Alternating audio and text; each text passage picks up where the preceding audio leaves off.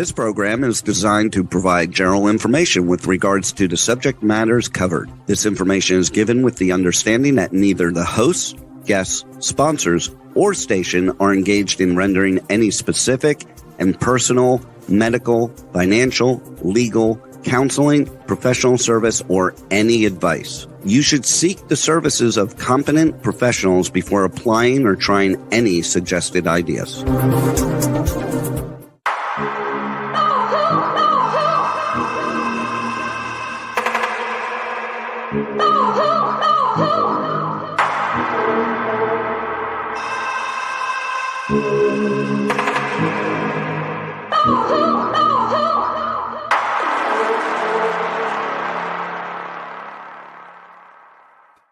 Good morning, truth seekers and true crime junkies. Welcome back to an episode of Hit the Road, Jack, Finding the Zodiac.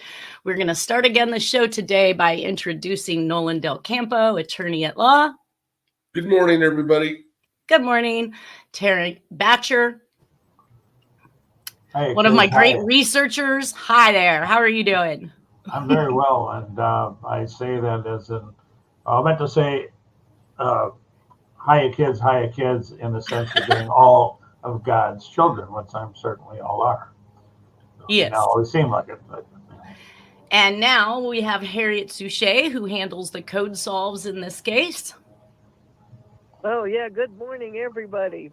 Good morning. Wow. It's going to be a great week. It is going to be an absolute week. So you guys will find out later.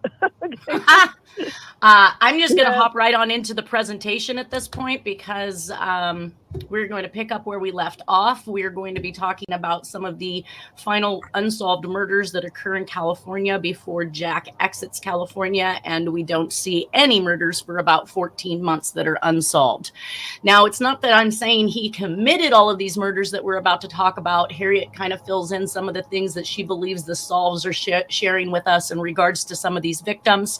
A lot of people have believed that other people were involved with some of these killings, so kind of does make some sense here that not all of these murders can be completely attributed to Jack, but based on his proximity, he should be considered or at least investigated in regards to them. So we are going to start out in September 30th of 1975 with Janet Lee Bowman from Humboldt. She was found in Eureka. We have letters to Eureka from the Zodiac Killer. Do you have any information on Janet Lee Bowman, Harriet?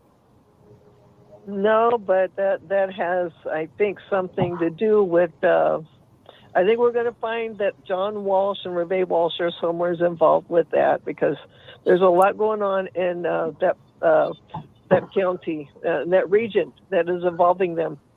So I haven't solved anything. Was John Walsh from the Was John Walsh from the Santa Rosa region?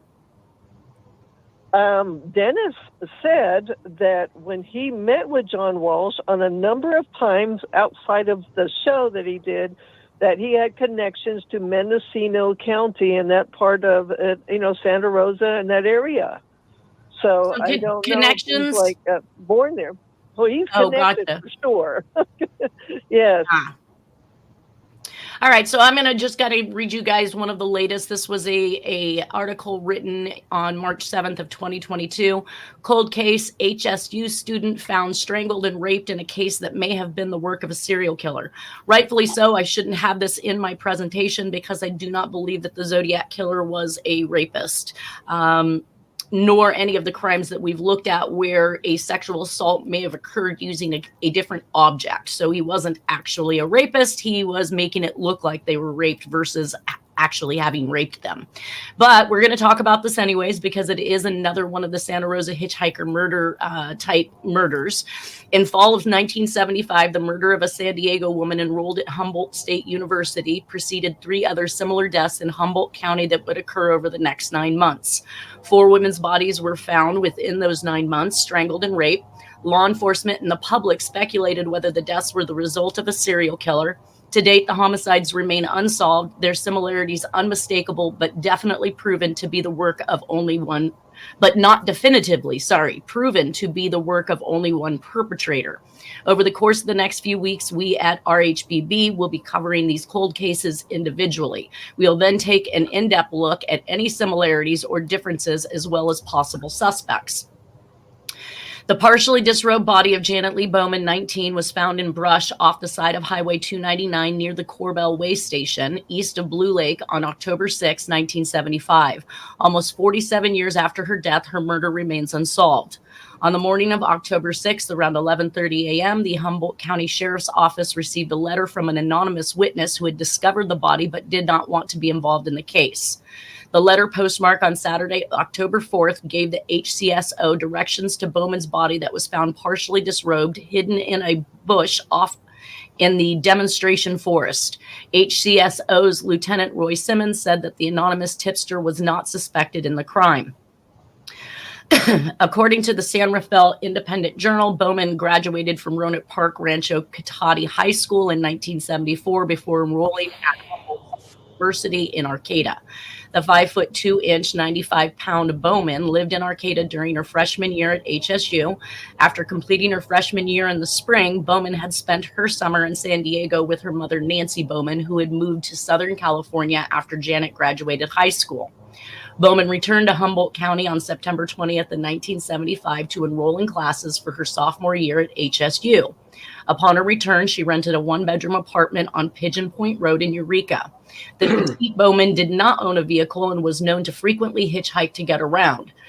The middle child of John and Nancy Bowman was last seen in the morning of September 30th at the welfare office in Eureka. Witnesses said that she was attempting to hitchhike back to her apartment on Pigeon Point Road.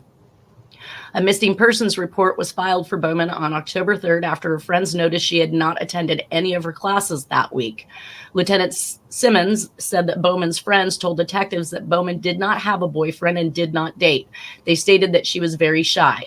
After the anonymous letter led to the discovery of Bowman's body, HCSO told the media that there were no wounds visible on the body other than bruising on Bowman's face and throat. A subsequent autopsy revealed that she had been strangled and probably raped. How do they say probably raped? I don't. All right. Well, let me finish. Hold on. I said, let me finish this. The later article classified her death as rape and strangulation, even though the original news reports did not definitively confirm the rape. Investigators asked for the public's help in determining if anyone had witnessed Bowman getting into a vehicle, suspecting that she was murdered by whoever had picked her up hitchhiking. Also of interest to investigators were the clothing items belonging to the victim that were not located where her body was found. Bowman was last seen wearing a homemade red skirt with a floral pattern on it over straight leg blue jeans. She had on a blue down jacket, size 5.5, orange suede shoes, and had been carrying a Camp Trails brand green canvas backpack with a zipper pocket and tie strings. No leads proved fruitful for detectives, leading them to offer a $500 reward for information about the death of Janet Bowman. According to an October 22nd article in the Times Standard, at the time, HCSO had a secret witness program to provide anonymity by allowing potential witnesses to send information to the HCSO through the mail. Witness accounts were written down, including a 6-digit code that the letter writer would include in the correspondence, and again at the bottom corner of the letter, which they would then tear off and keep. If the witness account led to the capture of the killer, the HCSO would publish the 6-digit code from the letter in the local newspaper, allowing the tipster to collect the reward. However, the reward enticement did not result in any substantial leads. With the murderer still at large, the Times Standard printed an opinion piece titled "Extreme Dangers of Hitchhiking." The article highlighted the rape and murder of Bowman and the probability that the perpetrator was someone that had picked the student up while hitchhiking. Paper stated that over 15 female hitchhikers had been raped or sexually assaulted from 1974 to 1975. A different article stated that the number was over 20. Janet Lee Bowman, the granddaughter of Reverend Ilian T. Jones, baptized at the age of 5, was laid to rest just 17 days after she returned to Humboldt County. Her life was snuffed out by a killer that was never had to answer for her murder. She was just 19 years old at the time of her death. Of course, the HCSO asked that if anyone has information to share about this case, please contact our crime tip line at 707-268-2539. Submit information using our online crime tip form or email hsotipline@co.humboldt.ca.us. Please reference the case number associated with the case when reporting information. The case number for the death of Janet Lee Bowman is 197-509-543. All right. So now what were you going to say there, Harriet? Oh my God, there is so much anagrammable information in there. So we can't anagram somebody's article in 2022. We don't even know if that information is correct. We don't even know if the information is correct.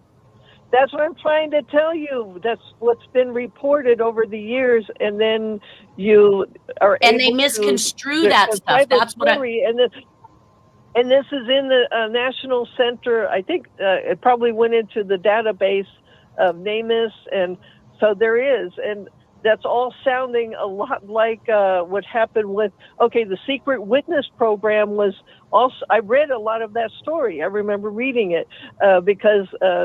Kim Wendy Allen and the other Santa Rosa hitchhiker murders, the dangers of hitchhiking. This is, I know you find it hard to believe, but there's so much of this database that's anagrammable and gets a story.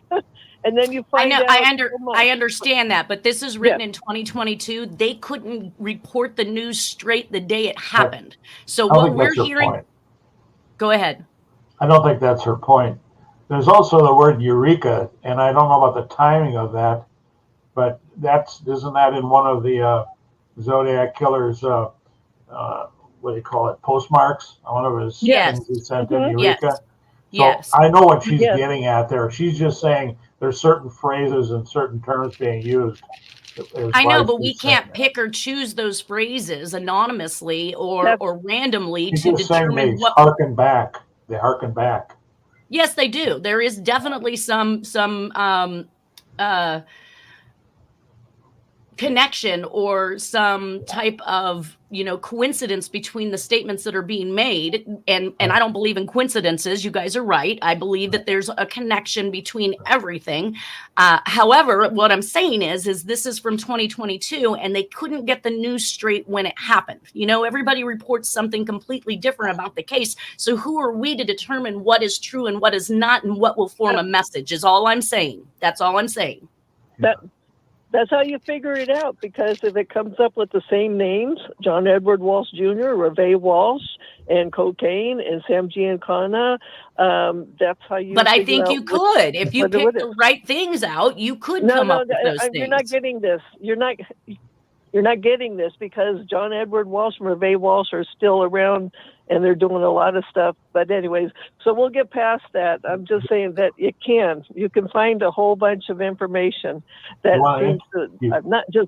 it matches facts and figures that have now evolved. But anyways, that's what I was saying.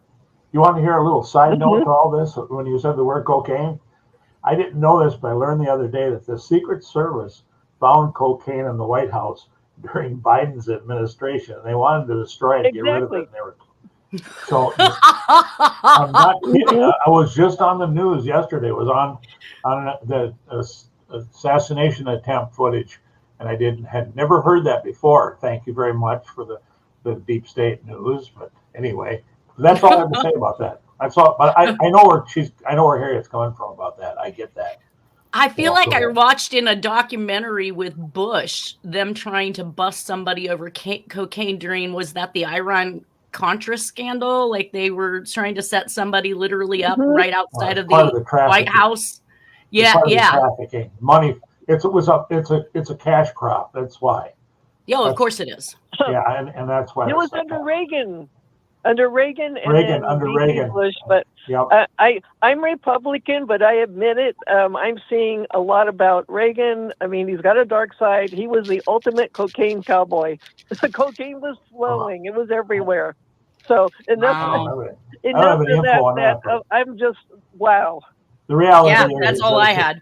It's a cash crop, and the reality is that. All right, we won't make it to OCCK if we keep talking about cocaine in the White House. Okay.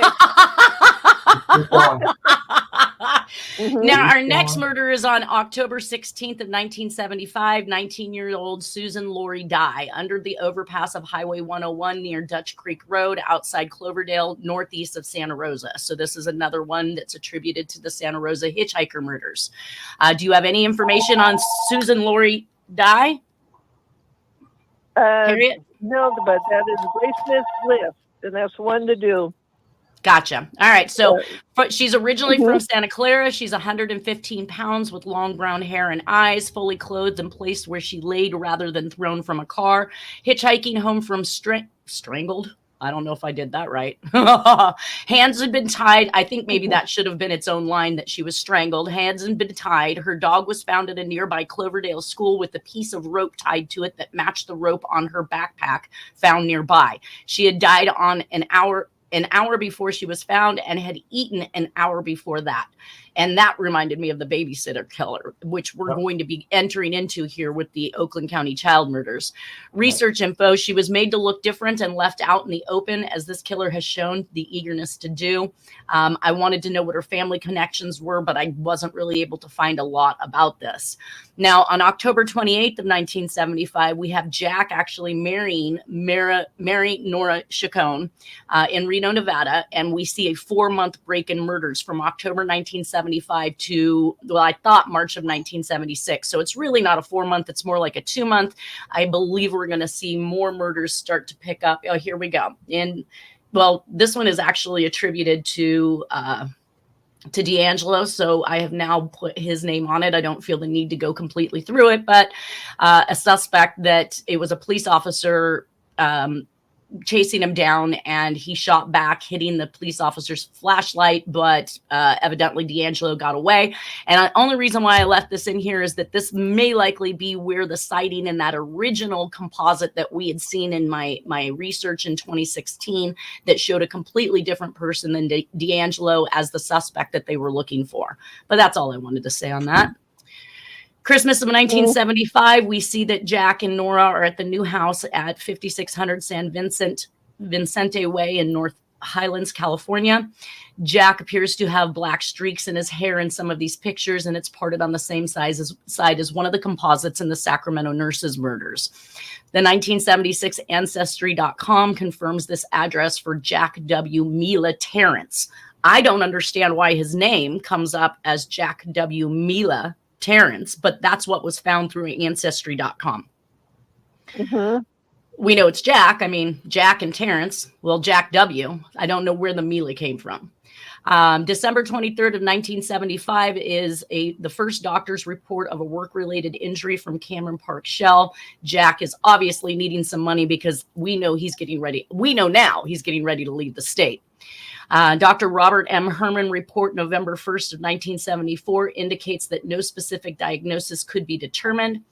Dr. Robert M. Herman also reported on April 11th of 1974. He indicates, after inspecting Jack's hands, I believe that he is considerably more active than he has reported to me. He also has several recent scars and areas of contusion on his left thorax and left shoulder, which he states occurred while playing with the neighborhood children and falling to the pavement. Dr. Robert F. Fischel report May 20th of 1975. I feel this man could be working at this time if he so desired. So Jack's back issues are probably a ruse. And Dr. John Lavorna declares Jack fit to work. So here we have this person who's claiming to be injured, trying to take out a work comp case against Cameron Park Shell.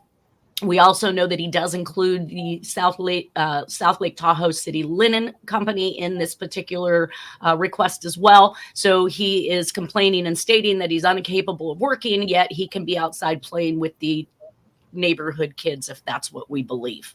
Does anybody believe he was playing with the kids? No. No.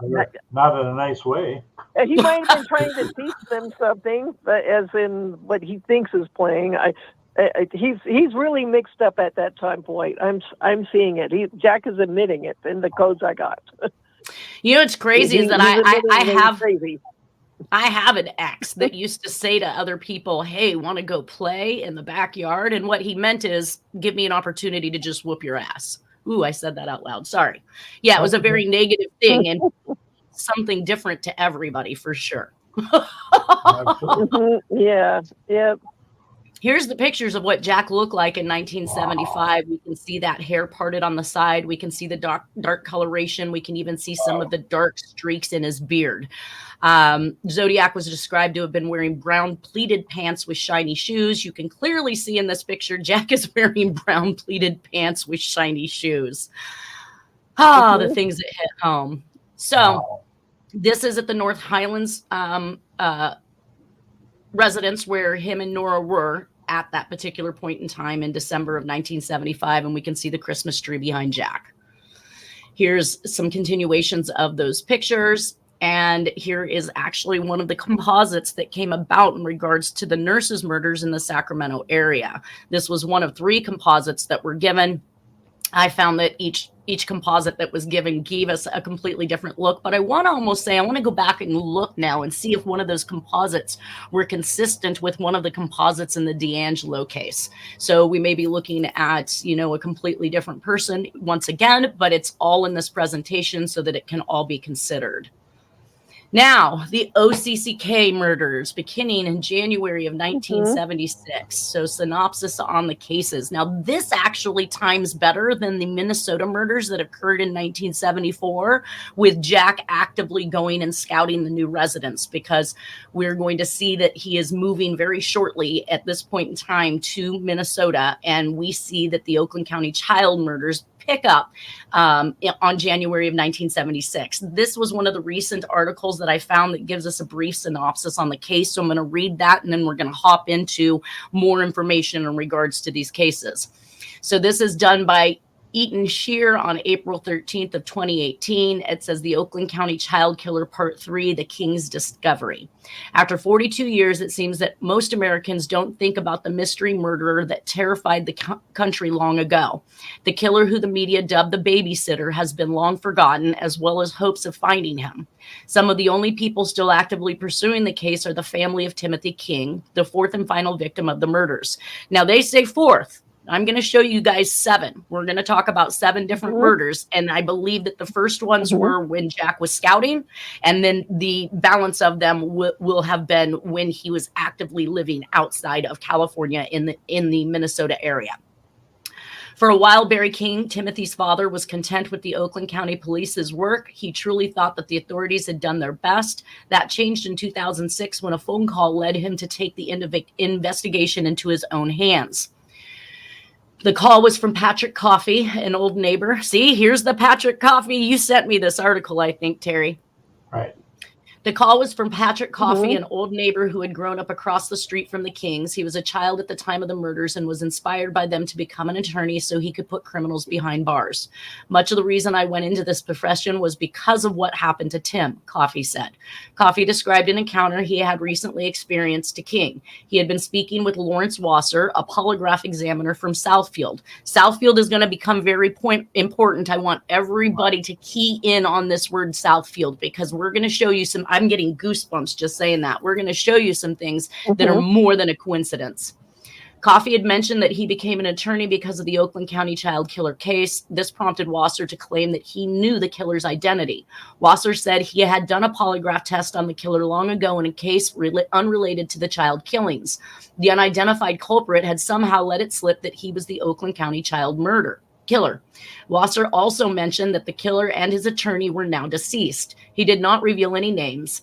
Later, when contacted by police, Wasser would claim that Pat Coffey's information is totally bogus. Coffey still stands by what he heard. After hearing Coffey's revelations, Barry King was dumbfounded. After all, he hadn't heard of a single advancement in the case since the task force disbanded in 1978.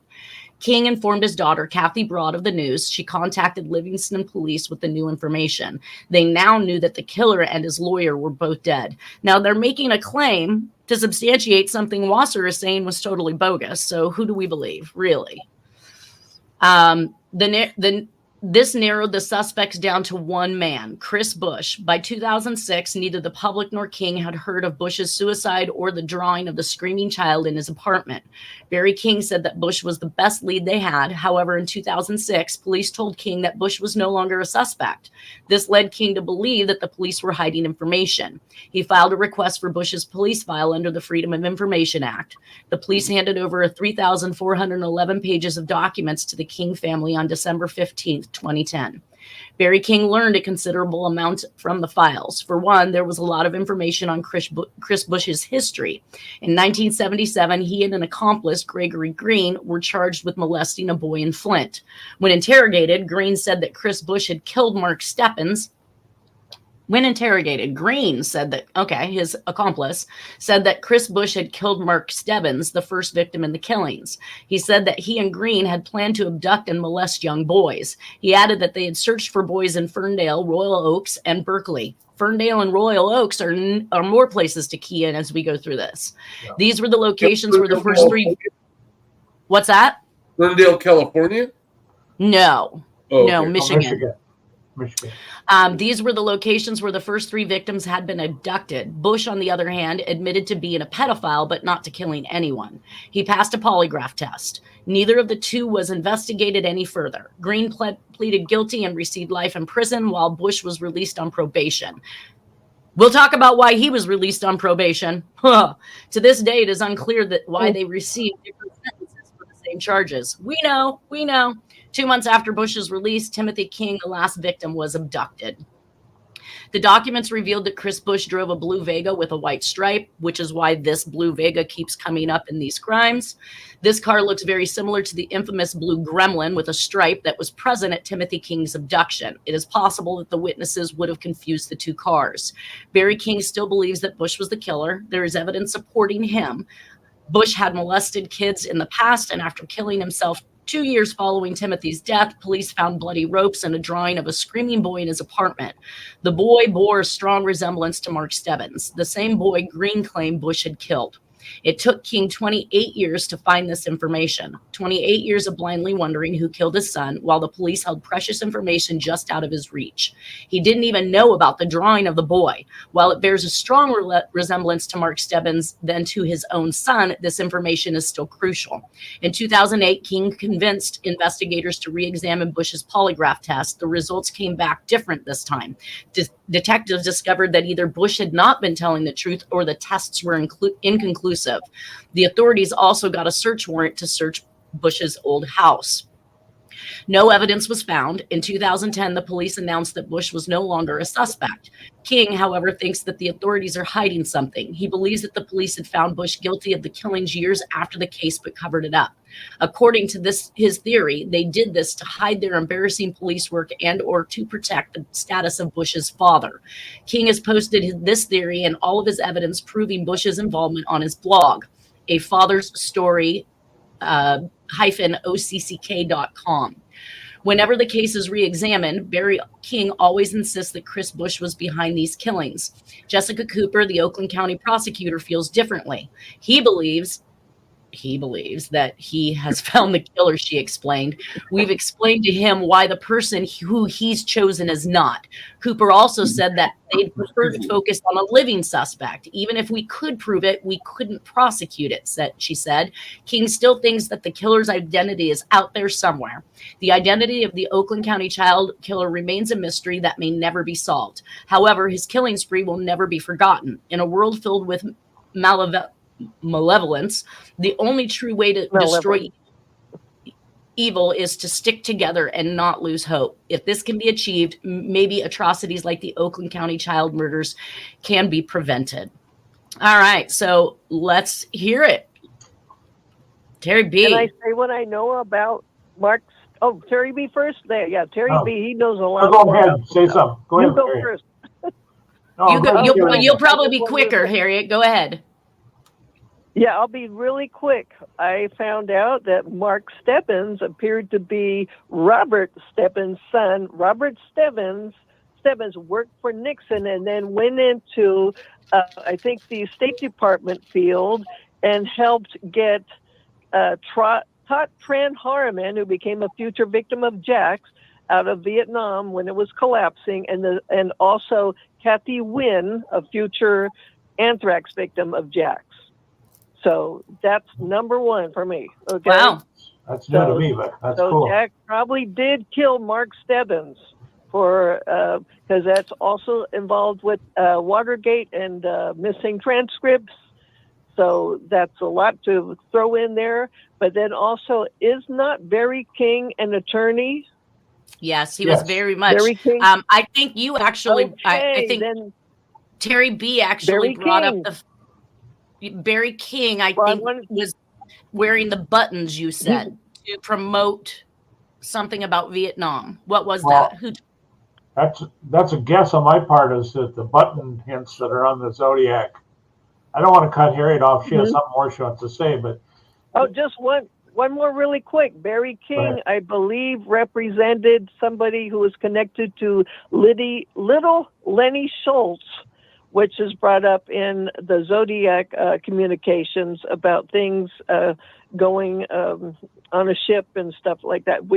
But that was my two big major things I had. But I know Terry B has really covered a lot about this, and you about the Oakland child murders. But that's my two input.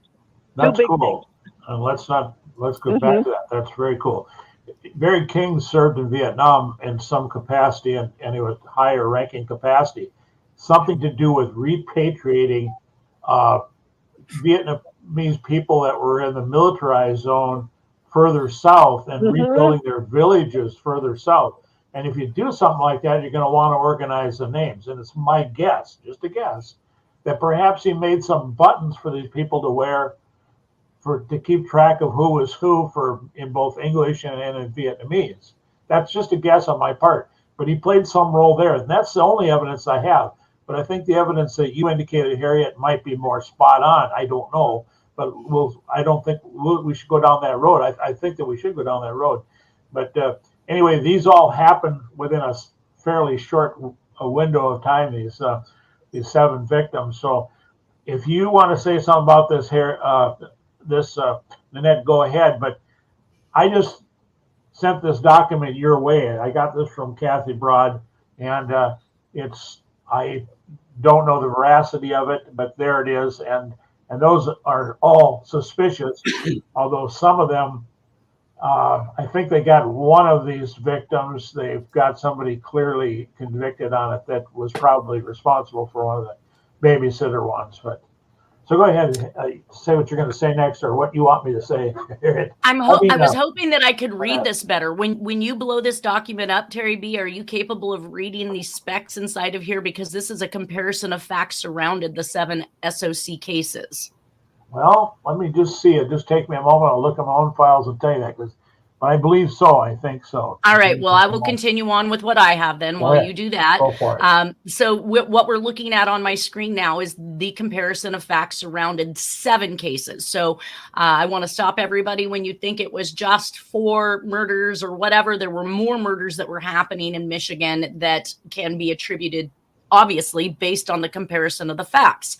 So we have 7 murders in 14 months. We had the Zodiac, who had 7 accepted victims in 11 months. So the time frame and for the way that all wraps itself up is pretty similar. Okay. Mine is in a JPEG format, which was converted from PDF, and it is readable. So if you need a better copy, I'll have to do it a different way. Please, yes. No, I absolutely would love to see what the information wrapped around that is. We do have some information. I just feel like there's a lot more that could be gleaned from that list of information that actually cross connects these murders. Sure. So that's going to bring us to our first murder, January 15th of 1976, Cynthia Ray Cadu in Roseville, Michigan. Again, this would be, in my mind, the time frame in which Jack would actively be scouting out or supposedly scouting out the new residence, but it puts him less than 12 hours away, where he's about to move to is 12 hours away from where these crimes occur. Her body was found on Franklin Road in Bloomfield Township. She was bludgeoned to death. Her skull was crushed by a blunt instrument. She was 16 years old, raped and sodomized, possibly by more than one person, rumors abducted by 4 men, and clothing kept by a girlfriend. I don't know how a girlfriend would have kept her clothing, but we do know that there was some information about a John Hackfield friend of Jack's that came to live with him and the family in Texas when they made the move from Minnesota. This guy came with Jack to Texas, per Dennis. It's approximately 15 miles from Carol Settlemeyer's home, which is 17 minutes away. And we found this phone book in Jack's things, which belonged to somebody called Carol Settlemeyer. Her location at the time was Springfield, Michigan. So this is why Springfield is going to keep coming up, you guys. It is the central location to all of these crimes we are about to hear. Go ahead, Terry. Hatfield is in that book that you've got, the one that has the flowery covering on the address. I realize that. Yeah, okay. I realize that, and I haven't gotten to that yet. But this is what Dennis was telling me before even knowing that name was in this phone book of Carol Settlemeyer. Dennis had told me either John Hatfield or Hackfield, and I couldn't remember which one, so I just put both names in here. Right. That's going to be very key when we get to looking at the Chris Bush death, which was definitely not a suicide. He was murdered, and that blanket at the foot of his bed is the dead giveaway, and that's a Zodiac Jack 101 crime. That doesn't even fit the decorum of that room. That matches the cover of that book that you have, Nanette. So that's gonna be big. I heard you talk about that. Very interesting. I do put up a URL here for info on the OCCK murders. If you want to take that down, it is https://www.ncjrs.gov/PDF files 1/digitization/53805 ncjrs.pdf. And that will contain a lot of the information that I've used in this presentation. That brings us to the next murder, which is merely 4 days after, on January 19th of 1976. Sheila Schrock in Birmingham, Michigan. She's 14 years of age, found nude, raped, and sodomized, shot several times. 1967 Cadillac is involved per an eyewitness. I wanted to check a Michigan license plate that was found with that phone book. I did find that I actually kept the number, though I didn't shoot a picture of the actual license plate. So maybe we have some information for them to go off of. Eyewitnesses describes a man as thin, young, white male, 18 to 25 years old, 5 foot 10 inches to 6 feet tall, with a sparse beard, pointed chin, and prominent nose. Man hung out in a crowd asking questions. Suspects supposedly broke into 3 other houses before murdering Schrock and climbed into the described vehicle. This may be the second male, I believe, is involved with Jack in these murders. House is 5 miles from Carol Settlemeyer. Again, 11 minutes. That's that phone book and Jack's belongings. 14 years old and last seen at 7-Eleven, a convenience store where Laura Miller and so many other people were stolen. Found June 6, 1976, stabbed to death. So I'm confused because the first information stated that she was shot several times, and now more information is saying stabbed to death. So this is what I mean by the information that we're being given, Harriet, and what's being produced. What do we believe? What information from this would you take? That she was stabbed to death or that she was shot several times? Well, I would try to cross-verify it with some old NamUs files. So that's and then some other file systems, and then see what they're saying. And if they're saying it's both, could be both, then you would use both, because then you anagram it and you'll get a whole amazing story of Jack Torrance did stab her 3 times, but his co-conspirator, the Irishman, I'm making this stuff up, shot her 3 times. So to make sure the victim would not talk. So not making it up. You're just stating as a hypothetical, not really making things up. But that this is a possible. Because I'm seeing that often. So that there were 2 people killing, blah blah blah, to make sure they wouldn't talk. Well, so here we can see where Birmingham, Michigan is literally just minutes away from Southfield, Michigan, which is where the owner of that phone book found in Jack's belongings was living at the time. And I want everybody to understand that the reason why this phone book became such a hot topic is when I started reviewing the information inside of it, I was able to contact her family and find out that during this, shortly after Timothy King's murder, that she up and just left the state, moving to California, literally back to South Lake Tahoe, where Jack just moved from, and did not speak to, say anything to her family for almost 30 years. So that in itself is kind of a big, huge, what the heck? Who the hell just takes ups and takes off and says nothing to their family? 7-Eleven footnote, by the way. Right. February 15th. February 15th, 1976. We are actually at Mark Stebbins at this point. So found February 19th, 1976 on 10 Mile Road in Greenfield in Ferndale, Michigan. He was 12 years old, wearing blue hooded parka. There's a lot of blue jackets in these cases. A lot of blue jackets, so we had blue sweatshirts in another case and blue jackets in another case. Like, he's left in an American Legion Hall, which is that military connection and bar connection. He was held for 4 days, found at 15660 West 10 Mile Road, Southfield, Michigan. So now he's literally taken from Ferndale, Michigan, or found at Ferndale, Michigan, and let's see, or for 10 Mile Road. And then where is my, I wanted to see where my Springfield, Michigan was in between here. So that we'll see if we can tell as I go through. So February 19th of 1976, dumped on a snowbank, bathed and cleaned, strangled and sexually assaulted with an object. So here we have what, maybe this is why they couldn't correctly identify as to whether or not the last person had actually been raped, because maybe they were sexually assaulted with an object, which I do find is consistent with some of the things that I believe is connected to the Zodiac case. Mm-hmm. Well, that Stebbins victim was found in on the front of a parking lot. And I sent you the picture of that. Didn't you get that? I did, but this says left in an American Legion Hall, so that could have been in a parking lot. No, that whoever wrote that report's full of crap. He left from an American Legion Hall. That was I might have read that wrong. Then. It was, and I do have other people. We have victims that were taken from things like the Moose Lodge and the American Legion. 100%. His mother worked there. His mother worked there. There's information to show that this was a sophisticated crime because her phone number was unlisted and she could not understand how anybody got her phone number. So Mrs.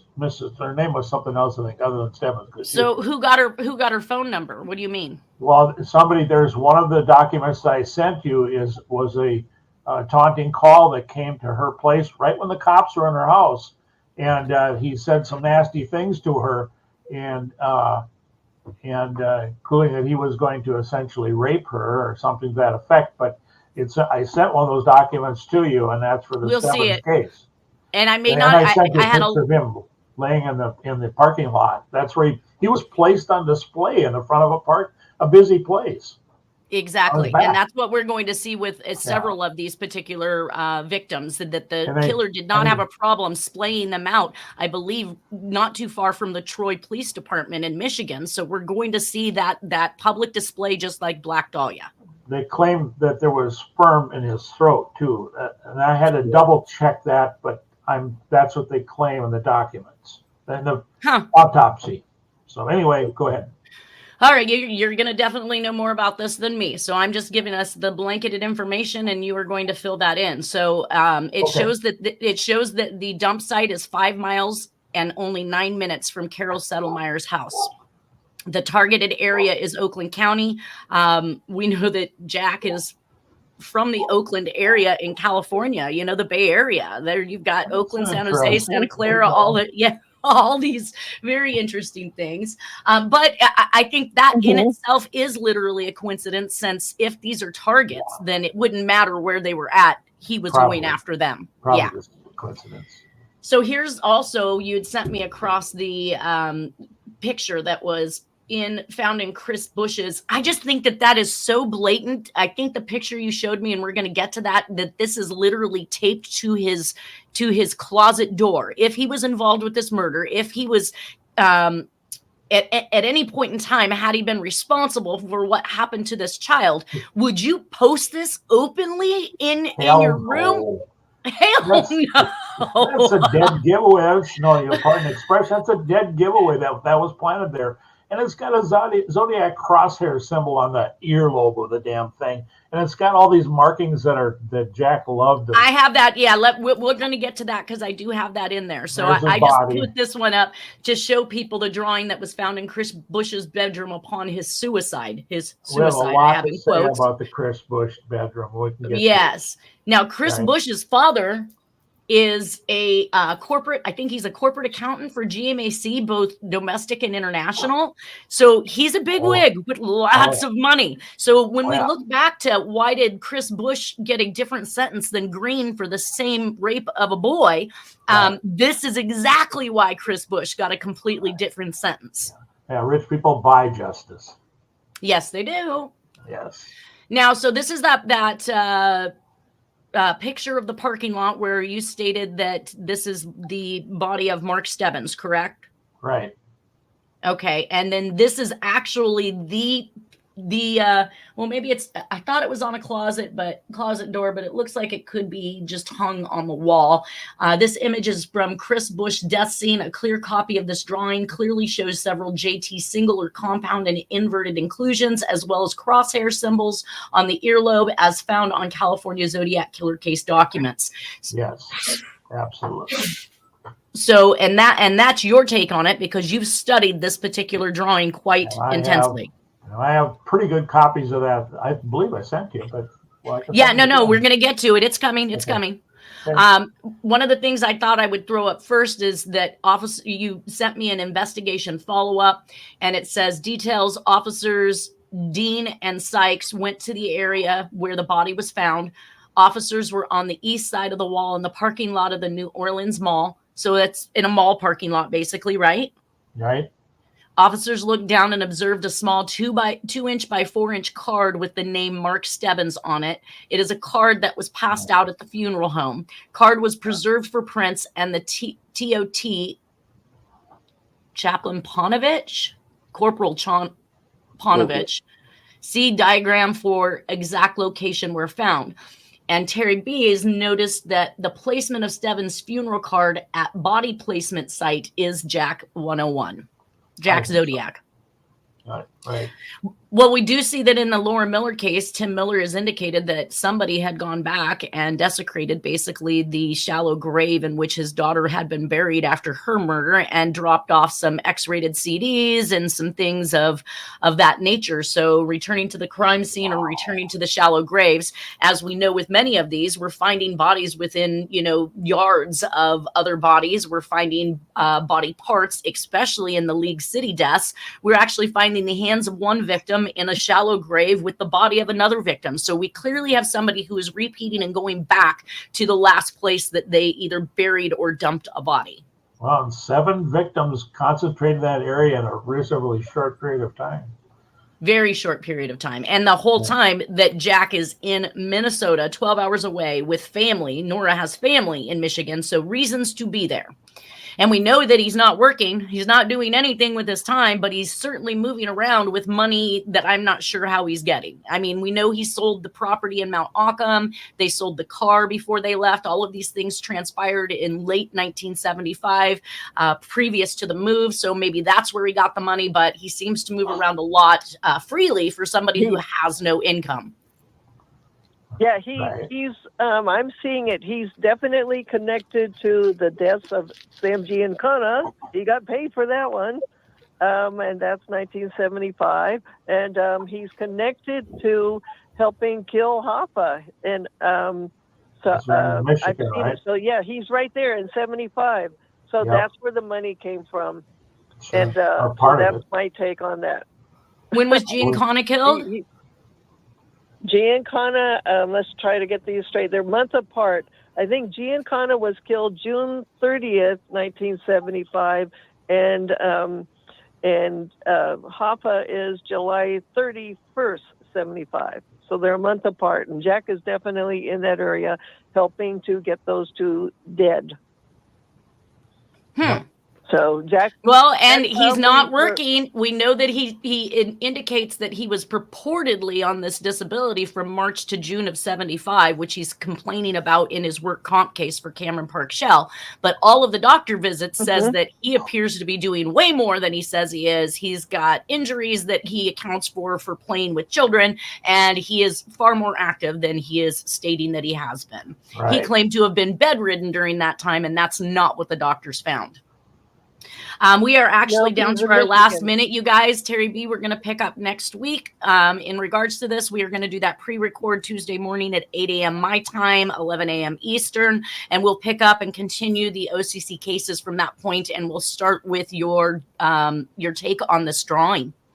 That's all we have, you guys, today. I thank you for being here. Everybody have a wonderful weekend, and we'll see you next Friday. Absolutely. Thank you. Birthday. Thanks, Harriet. Take care.